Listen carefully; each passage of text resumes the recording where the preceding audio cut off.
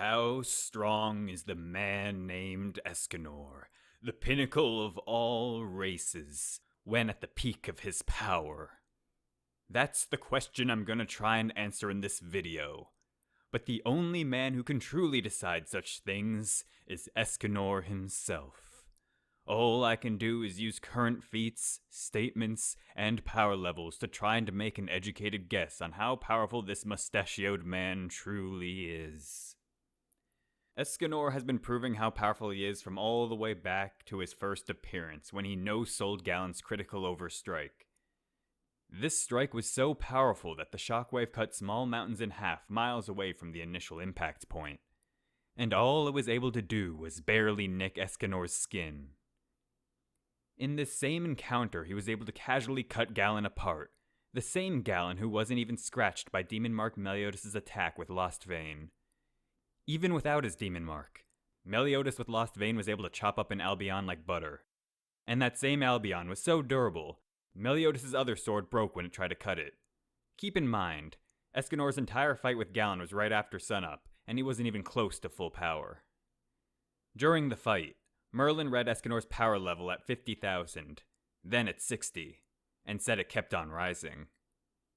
This was right around when Escanor was tanking Galen's attack, so his power level was below 50,000 when casually cutting Galen in half, and it should be no more than 60 when tanking Galen's critical overstrike.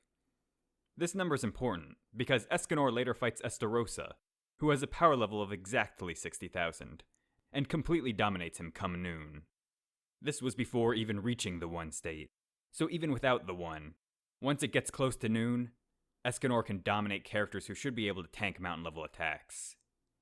This is backed up further with post-power recovery Demon Mark Meliodas, who has a power level of 56,000, coming out practically unscathed after taking a point-blank mountain-sized explosion from Gloxenia. I think it's pretty clear near noon Escanor is well into the multi-mountain level range, and this same Escanor gets completely humiliated by Assault Mode Meliodas, who has a power level of 142,000. Meliodas was able to knock around and stab a hole right through an even more powerful version of Escanor than the one that wasn't even phased by critical over Galen.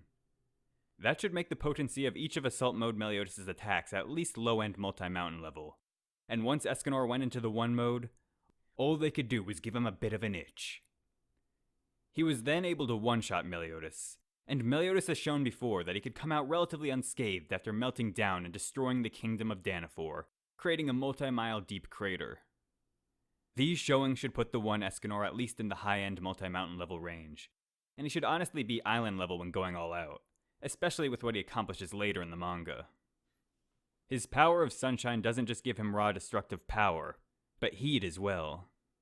His cruel sun was so hot it was melting the armor of the surrounding holy knights with just its mere presence, and when finally unleashed, it evaporated an entire lake. His cruel sun was also able to send Estarossa crashing across the countryside, ending with a giant explosion that ended up putting Estarossa into a coma, and I already went over how Estarossa should have above mountain level durability. Entering the 1 mode does make Escanor bulky, but by no means is he slow. Back at the start of the series, Meliodas was reacting to lightning from Gil Thunder, and even if you want to say it wasn't as fast as natural lightning, which is Mach 300, it was confirmed Meliodas was faster than sound in base form, and his reaction speed should be higher than his actual movement speed. Vivian was fast enough to cast a spell on Gil Thunder's lightning mid-flight and tag Meliodas, so she should be able to perceive movement and cast spells on things that are moving quite a bit faster than sound. Merlin's spellcasting speed was so much better than hers, she was able to completely troll her by teleporting her all over the place. Galen was so fast he was able to leap multiple miles out of Merlin's spellcasting range as she was about to teleport him away. If Gil Thunder's lightning was actually lightning speed, Galen would already be well in the upper triple-digit Mach or even the 4-digit Mach range. But even if it wasn't, the fact that Galen could move multiple miles before Merlin could even cast her spell, even though she can easily cast spells on things moving faster than sound at close distances, means Galen has to be astronomically faster than sound. There's no way he's in at the very least in the mid to upper double-digit Mach range, and that's a low ball in my opinion. Another display of Galen's speed was how he was able to cross the country with just 72 steps, and Galen thought that was actually slow for him. After regaining his power, base Meliodas with a power level of 32,500 was able to completely blitz Galen multiple times over. Estarosa's power level is 60,000, and Escanor's attack was so fast he couldn't even see it, or notice it cutting him when it happened. Galen's power level was 27,000, so there's actually a much bigger gap between base Meliodas and Estarosa's power level than there is between base Meliodas and Galen's. Which means Estarosa should theoretically be able to blitz base Meliodas even worse than base Meliodas did to Galen, and near noon Escanor could move faster than Estarosa could perceive. For Meliodas to blitz Galen as bad as he did, he would at least need to be multiple times faster, and Estarosa should be multiple times faster than that, and near noon Escanor multiple times on top of even that. There's really no conceivable way to lowball near noon Escanor below lightning speed, but even if you wanted to try, there's still the one form on top of that. The mid to high end triple digit Mach range is the low end, with 4-digit Mach range being the most reasonable in my opinion. And if you want to accept the lightning attacks from Gale Thunder as lightning speed, he can even be argued to be sub-relativistic. And there are even some feats later in the manga that can even back that up, but I don't think they can outright prove it. But I do think with all of the feats in the anime and manga, and with scaling, the one Escanor having reaction and attack speeds in the 4-digit Mach range seems the most reasonable.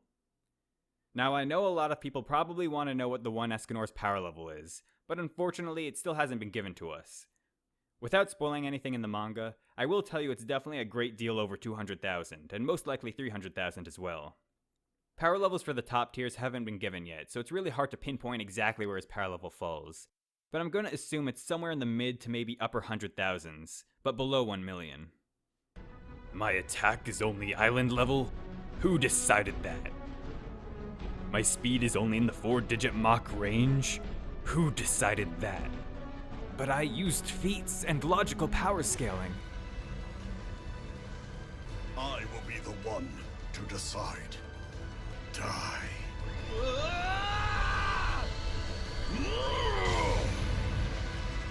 Escanor